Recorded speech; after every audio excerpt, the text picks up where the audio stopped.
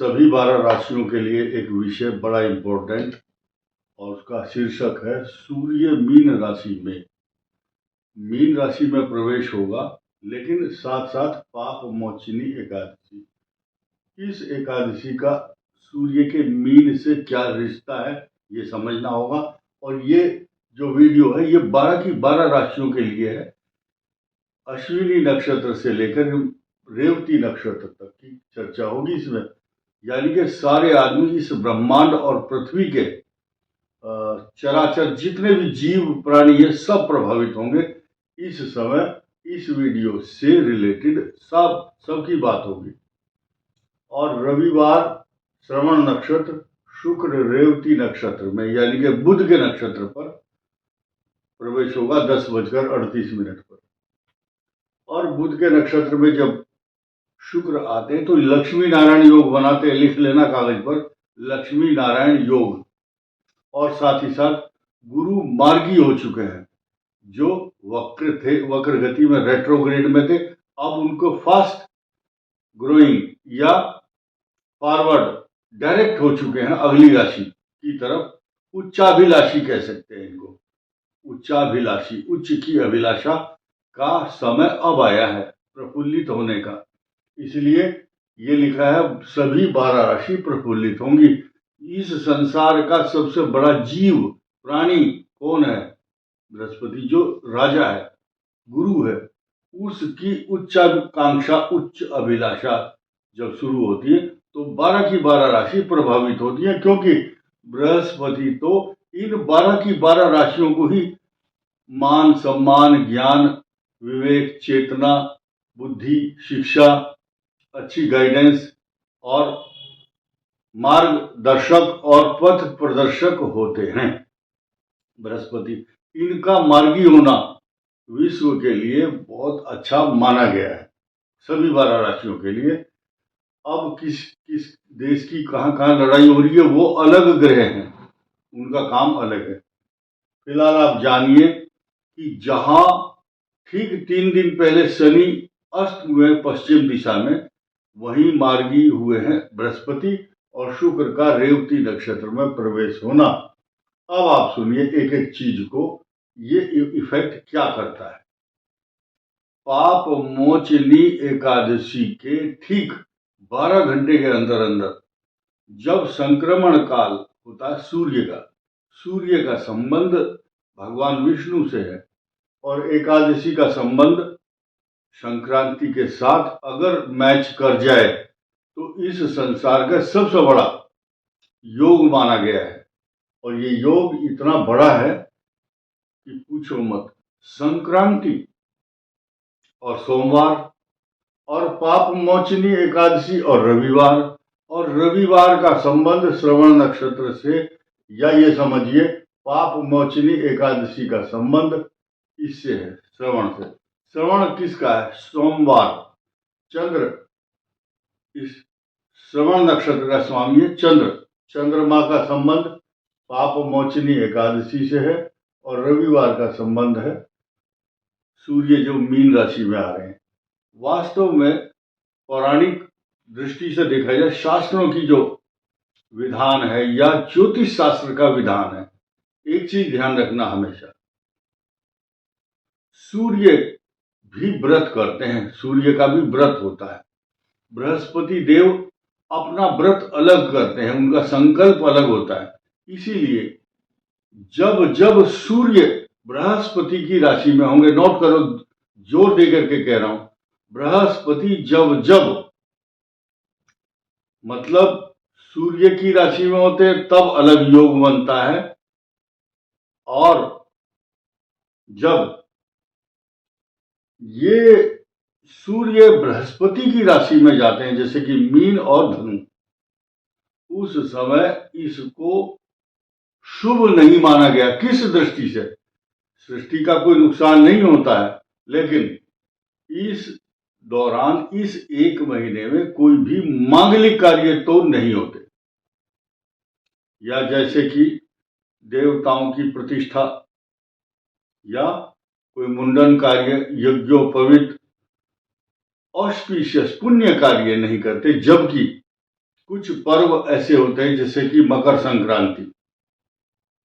Makar Sankranti best, Baisakhi और कई सारी संक्रांति बड़ी शुभ हैं। परंतु ये जो 2 मास हैं खास तौर से, जैसे कि चैत्र मास जिसमें मीन राशि में प्रवेश करते हैं, और एक है वो मास जिस मास में पौष मास कहा गया है सूर्य का, जब संक्रमण धनु राशि में होता है। तो ये दोनों बृहस्पति की राशि है, इसमें शुभ कार्य नहीं होता। लेकिन ये जो मीन राशि में प्रवेश है, अगर पाप मोचनी एकादशी के साथ इसका संबंध जुड़ जाए तब क्या होता है? उस समय भगवान विष्णु की उपासना, ओम नमो भगवते वासुदेवाय, इस मंत्र का जाप करने से कई करोड़ गुना फायदा होता है, लाभ होता है। पाप मोचनी यानी कि पाप ताप संताप के साथ साथ इहलौकिक और पारलौकिक सुखों की प्राप्ति तो होती ही है। पूर्व जन्म में जो पाप किए हैं या इस जन्म में जाने और अनजाने में जो गलती होती है, पितृ अगर प्रसन्न नहीं है आपके, इसलिए इसका संबंध पितृ से है, क्योंकि सूर्य पितृ का कारक है, बृहस्पति की राशि में है। पाप मोचनी एकादशी से संबंध है, रविवार का दिन है, रवि जो है पितृ का प्रतीक है, रवि सूर्य, और सोमवार यानी कि श्रवण नक्षत्र का स्वामी है चंद्रमा। ये सब कॉम्बिनेशन एक साथ हो चुका है। ये एक नया फार्मूला है और नया ही रहस्य उद्घाटन किया जा रहा है आपके सामने। तो उस समय अपने इष्ट देवता, पितृ देवता, कुल देवता तथा काल सर्प दोष, पितृ दोष या नवग्रह शांति के लिए ये पाप मोचनी एकादशी का व्रत कर सकते हैं, और पूर्णिमा को दान करना या मंत्र जाप करने से कई हजार गुना फल भी प्राप्त होता है। ये मैंने बताया, इसलिए 12 राशि होंगी प्रफुल्लित। क्यों होंगी? क्योंकि ये योग ही ऐसा है। और शुक्र किसी राशि का पर्सनल कोई रिश्तेदार नहीं लगता। शुक्र सुख सुविधा, अच्छा खान पान, अच्छा रहन सहन, साज सज्जा तथा सांसारिक सुख संसाधन प्रदान करता है। लेकिन जब शुक्र का रेवती में प्रवेश होना, ये बनाता है लक्ष्मी नारायण योग, क्योंकि बुध का नक्षत्र है रेवती, और बुध ज्ञान, बुद्धि, विवेक, संतान के साथ साथ अच्छे खान पान, अच्छे रहन सहन तथा एक शब्द है राजसी ठाट बाट। ये शुक्र जो है लग्जरियस चीजें देता, जो राजा और महाराजा यूज करते हैं। अच्छा डबल बेड, तकिए पर तकिया लगा करके अच्छे खुशबूदार वस्तुएं, अच्छे सात्विक भोजन और राजसी भोजन करने की प्रेरणा देता है उस समय जब बुध जो है, बुध के नक्षत्र में शुक्र का प्रवेश होता। और नया उद्घाटन करता हूं बात का, ये रहस्य है। शुक्र जो है जब रेवती नक्षत्र में होता है तो उच्च राशि में तो होता ही है, साथ ही साथ ये मालव्य योग भी बनाता है। मालव्य का दूसरा जो परिभाषा हमने दी है, दूसरे शब्दों में जो सरल भाषा, यानी कि जब ये माल देता है, धन देता है, उसको बोलते हैं मालव्य। वास्तव में हीरे मोती मणि मालाओं से विभूषित व्यक्ति को, जिसकी कुंडली में मालव्य योग होता है, उसको जीवन भर ये योग बनता है, धनवान योग बनाता है। लेकिन शनि और शुक्र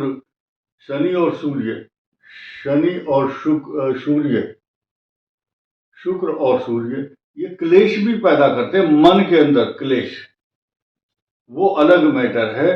परंतु जब जब शुक्र और शनि एक साथ बैठेंगे तो ये करेंगे धनवान योग, धनाढ़ योग तो बनाते ही उस समय जब बृहस्पति मार्गी हो चुके हों, क्योंकि इस राशि का स्वामी मार्गी हो चुका है, चतुर्थ भाव में है, और यहां बनाता है धनवान योग। ऐसी पोजीशन में जब ये शनि अस्त हो चुके हैं, इसलिए अब डरने की जरूरत नहीं है।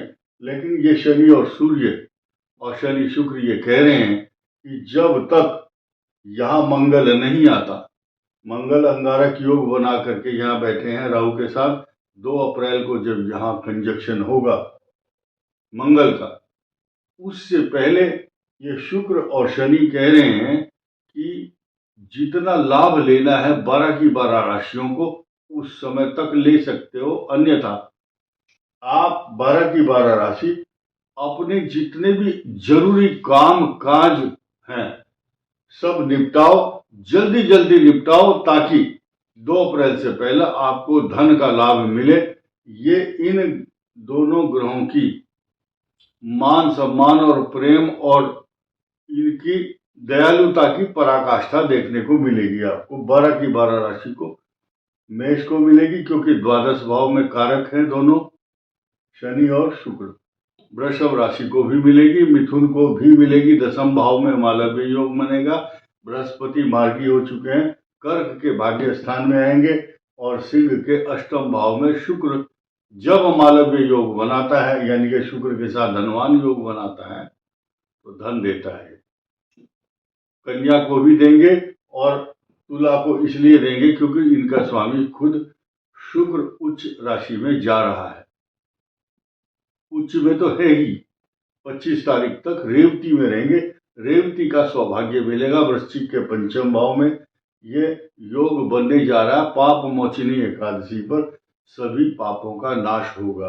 धनु के चतुर्थ भाव में सारे सुख के संसाधन प्राप्त होंगे। मकर के लिए पराक्रम भाव तो अच्छा बनेगा ही, साथ साथ धनवान योग भी बनेगा क्योंकि मकर राशि के भाग्य स्थान को ये सब ग्रह देखेंगे। कुंभ के अपने कष्ट, अपने दुख, अपनी परेशानी अलग मैटर है, लेकिन जहां तक इन दोनों ग्रहों का सवाल है, ये दोनों ग्रह अपने प्रभाव में कभी भी न्यूनता नहीं लाएंगे। मीन राशि के लिए ये योग बहुत अच्छा माना जाएगा। आज से लेकर 25 तारीख तक जब ये आपको वीडियो मिल रहा है, उसके अगले कई दिन तक आपको इसका लाभ मिलने वाला है, शुक्र और शनि का। अब पाप मोचनी एकादशी की बात कर लेते हैं। कुछ लोग कहते हैं जब हम पाप नहीं करते तो हम प्रायश्चित ही क्यों करें। इस संसार में हर आदमी पाप करता है। अगर इस जन्म में आपने पाप नहीं किया तो पिछले जन्मों के पाप आपको याद नहीं है। तो मनुष्य को जो दुख मिलते हैं कई बार वो प्रारब्ध से मिलते हैं। लेकिन मैं बात बहुत स्पष्ट करूं, जब मनुष्य खेती करता है, जीव जंतु मरते हैं खेत में, उससे अनाज उत्पन्न होता है। जब पहले लोग बाग चूल्हे में खाना बनाते थे, चूल्हा लकड़ी जला करके, उसमें भी जीव जंतु मरते थे। आप जल देते हैं, कहीं चींटियां मर जाती हैं, मान लिया आप पीपल में जल दे रहे हैं, या आप सूर्य को जल देते हैं, या आप ट्रक चला रहे हैं या गाड़ी चलाते हैं, आपकी कार है, मोटर है, कोई भी आप काम करते हैं, चलते हैं पैदल, चींटी मर सकती है। तो जाने और अनजाने में इसलिए संकल्प किया जाता है कि कोई भी अनजाने में जाने में लिखा है कि अपराध क्षमा प्रार्थना जब करते हैं, आवाहनम न जानामि विसर्जनम पूजाम चैव न जानामि क्षम्यताम परमेश्वर मंत्रहीनम क्रियाहीनम भक्तिहीनम जनार्दन यत पूजितम मया देव परिपूर्णम तदस्तु में। ये तो है कि हम अपराधों की क्षमा मांगते हैं। भाई जब हमने पाप नहीं किए तो क्षमा हम क्यों मांगेंगे, लेकिन ये शास्त्रों का नियम है। और जब हम किसी भी वृक्ष की प्रदक्षिणा करते हैं, परिक्रमा करते हैं, अग्नि की या वृक्ष की या किसी देवालय की, तो मंत्र बोला जाता है, यानी कानी च पापानी जन्मांतर कृतानि च पापानी। ये पाप मोचनी एकादशी पर पापों को नष्ट करने के लिए, यानी कानी च पापानी जन्मांतर कृतानि च, जन्म जन्मांतरों में जो पाप किए गए हैं, यानी कि मंत्र का उद्देश्य ही यही है कि जन्म जन्मांतर के पापों को नष्ट करने के लिए, उनसे मुक्ति पाने के लिए। तानी तानी तानी सर्वाणी विनिश्यंती प्रदक्षिणाम पदे पदे। एक एक पग जब हम रखते हैं, अग्नि की परिक्रमा हो चाहे देवताओं की हो, तो वो सब जन्म जन्मांतरों के पाप नष्ट हो जाते हैं। और पाप मोचनी एकादशी पर जो व्रत रखता है, करके देखो एक बार, समस्त पाप ताप संताप नष्ट होंगे। और उस दिन मंत्र जपना है, ओम नमो भगवते वासुदेवाय। इस वीडियो में इतना ही। धन्यवाद। नमस्कार।